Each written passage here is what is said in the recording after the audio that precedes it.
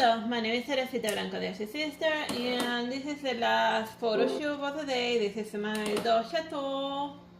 And Fawn doll. Fawn is like a little gold person. Sometimes she has, like, normally she has horns, but like the crazy wig that I put it on her, like, didn't have space for the horns, so now she just has like the little ears, the little satyr ears. Cause like, well, fawn and a satyr are usually the same thing, kind of. Well, not interchangeably, or in my mind anyway, but because sometimes they're like drawn the same way. It's like the goat it's like the goat guy from like remember like the Disney Hercules, Phil, the one who trained Hercules. They made him a little goat guy. So yeah. And the fact that he was like a lecherous type of weirdo, that's most guys in ancient Greece, you need to be a gold person in order to be that. In ancient Greece, everyone be like jumping everyone, while the maidens would just run and like turn to happy trees or something to like get away. There's a lot of stories where it's just a girl running away from a guy. Yeah, it's a lot of stories with, well, like my brother said, I don't know if you heard it, like, a lot of stories begin with, like, there was a girl running away from, like, a guy, and then since he was pursuing her so much, he had no other choice but to turn into a happy various objects, either a tree, or a constellation, or a bird. Yeah, what, and whatever was difficult for, whatever was hard for him to like make. Like you gotta wonder what was going on with a poor woman when she's like, I'd rather be on Olive Street than sleep with a god. Yeah. I just think about it. Well, that was Cupid. Like, well, most people know the story of Apollo, and I forgot what the nymph's name was. And what happened was that Apollo got in a stupid fight with Cupid because they both shoot with arrows. So, you know, like, look at that little sissy Cupid with his little love arrow. So then, like, Cupid got pissed. So then Cupid got pissed at Apollo. He made him fall in love with, madly in love with a chick, and then with the chick he made her like madly repulsed by Apollo. Oh, so he's got two different types of repulsion and attraction. So yeah. So in order to explain why, like, I guess that's why mythological ones, they're just explaining why somebody is super into you, why you're super into someone, while at the same time the woman just like doesn't matter what you do, she'll hate you, and you can blame it on Cupid. On Cupid's arrows that have two different types of effects. Like that's something that I had no idea. Like he also had a second type of arrow that nobody talks about. The hatred arrow, the repulsion arrow. So if he wants to be a troll, he can just hit you with the attraction one, and then the person you like with the repulsion one, and then hilarity ensues. Yeah, for him in specific. So that's that's what happened. Is they were both even further back. What happened first is that they were hunting one of the monsters, Python, and then Cupid was also hunting that monster, but then Apollo was the one who felled the beast, and then he poked fun of Cupid, a little sissy Cupid. So I have to kill a python with a love arrow. Wait, if he hits a python with a love arrow, won't the python just fall in love with Cupid? No. It's always two arrows. First to fall in love, and then he picks the target of who that person has to fall in love with. Just getting hit once by an arrow is not enough. Gotcha. Yeah, and then he can make you fall in love also with different people, but even with inanimate objects or reflection, as he did with narcissists. Oh, so how does Cupid kill a python? Does it afterwards aim at a volcano or something? Yeah, that would be a very clever way of going about it. You just have the python fall in love with like a volcano, and then the volcano kills the python. But yeah, very clever Cupid. So yeah, if you're actually learning something, that's hilarious. We don't set out to educate, but if incidentally you learn something, good for you. It wasn't our intention. This is not an educational channel. Although we do sometimes do educational stuff.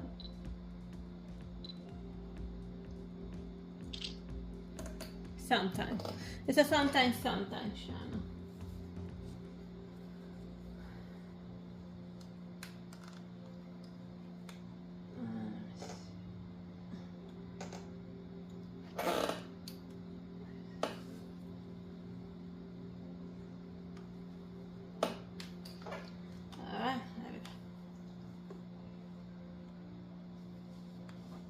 But yeah, which brings me back to the satyrs. In art, they were always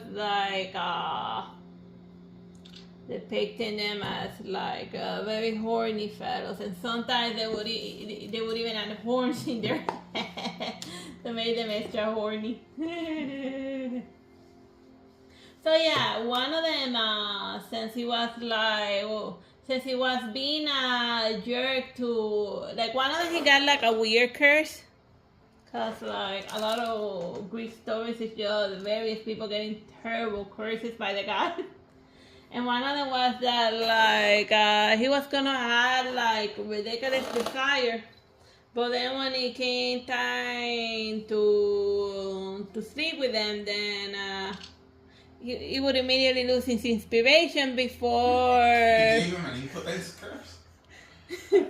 No, the other one, the one where it's just the one that you shoot earlier than planned. Oh. That type of curse. So if you had that, it's probably a Greek god that hates you so much. Oh wow, Cupid is a... Yeah, Cupid. But the reason why ejaculation curse. It doesn't say those words. I don't know.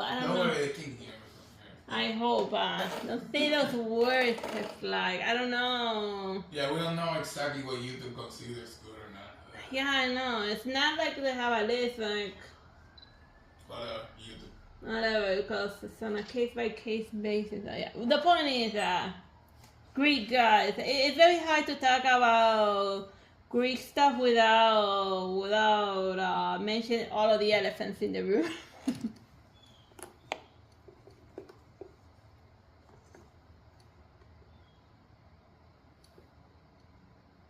And then, but people think that the Romans were the same, but no, the Romans, they were very uptight. They were a very uptight people.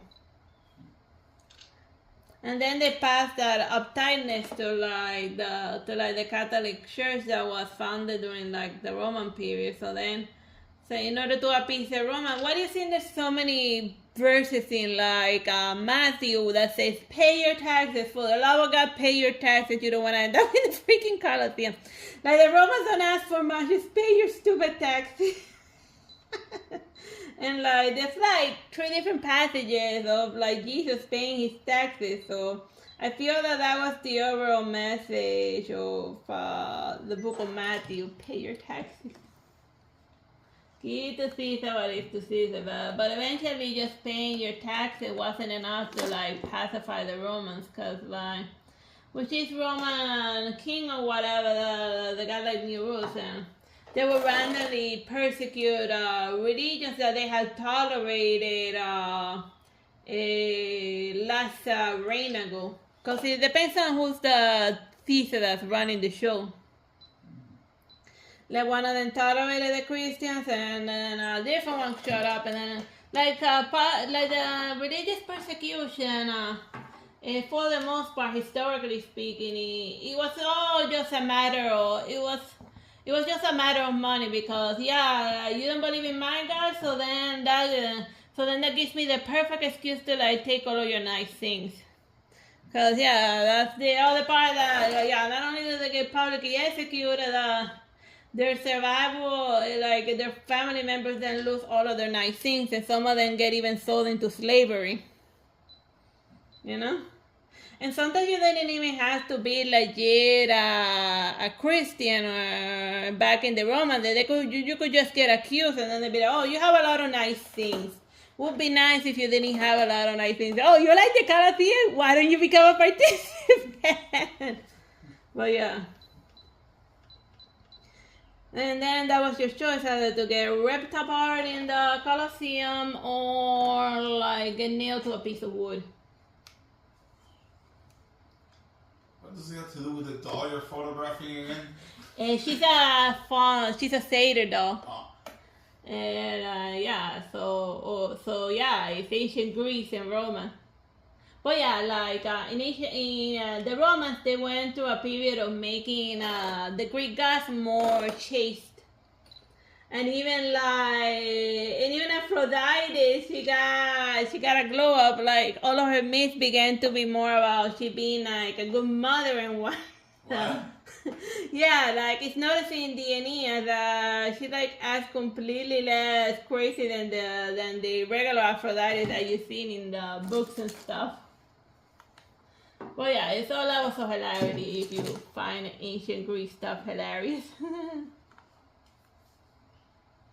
But yeah.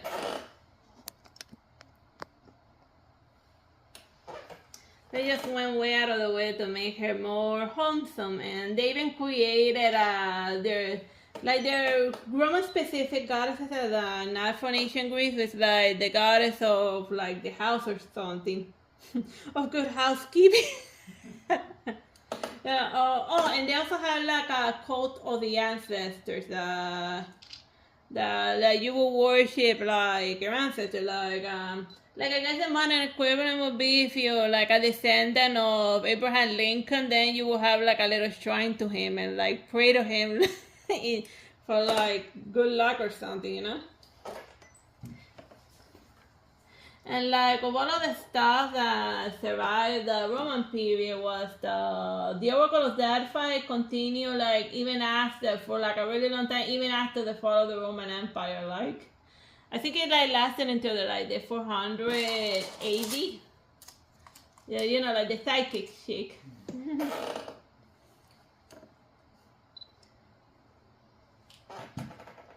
Which is a lot of fun, yeah. So yeah, even the satyrs became a little bit more chaste. Like no more of that crazy metamorphosis stuff, you know. You know, and even like it's like the difference between Zeus in the Iliad and Zeus in the Odyssey. That over the 20-year period he matured. Like remember in the Simpsons that they were making a joke, they'd be like, oh, whatever happened to the Zeus that used to like kidnap women and like design as a cow or something. Well, disguised as a cow, and they'd be like, he matured. Yeah. Well, it took him a very long time, like gazillions of years or something.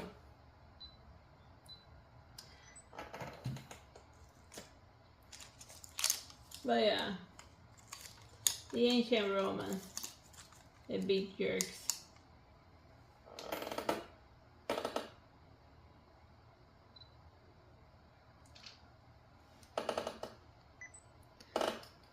I'm hungry. You should eat something. Yeah, I mean, I finished this stuff for sure.